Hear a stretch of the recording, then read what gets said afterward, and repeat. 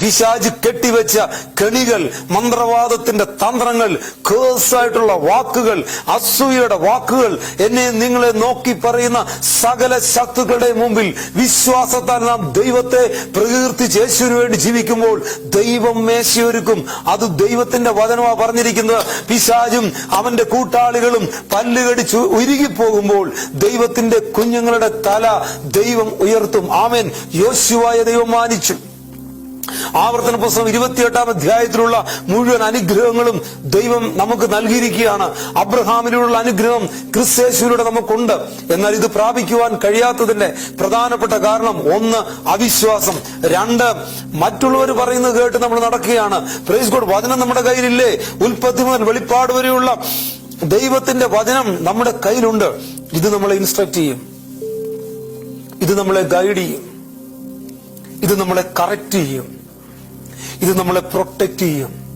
ഈ വചനം നമുക്കൊരു പെർഫെക്ഷൻ തരും. എത്ര പേര് വിശ്വസിക്കുന്നുണ്ട്?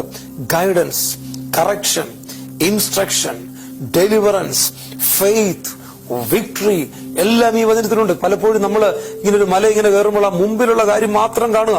കുറെ നെഗറ്റീവ്സും കുറെ പേര് നഷ്ടപ്പെട്ടു പോയവരുടെ കഥയും തോറ്റവരുടെ കഥയും കേട്ട് നമ്മൾ മടുത്തു. എന്നാലൊന്ന് ചുറ്റും നോക്ക്.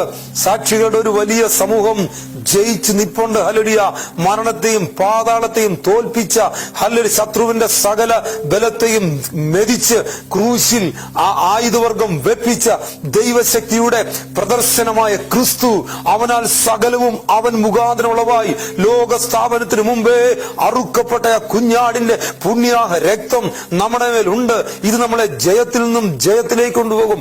Glory to glory, from glory to ഗ്ലോറിയിലേക്ക് കൊണ്ടുപോകും. നാം we are fighting the battle. We are not fighting for the battle, for victory. We are fighting from victory. Because നാം ജയത്തിൽ നിന്നുകൊണ്ടാണ് നാം പോരാടുന്നത്. കാരണം കർത്താവ് നമുക്കൊരു ജയം നൽകി.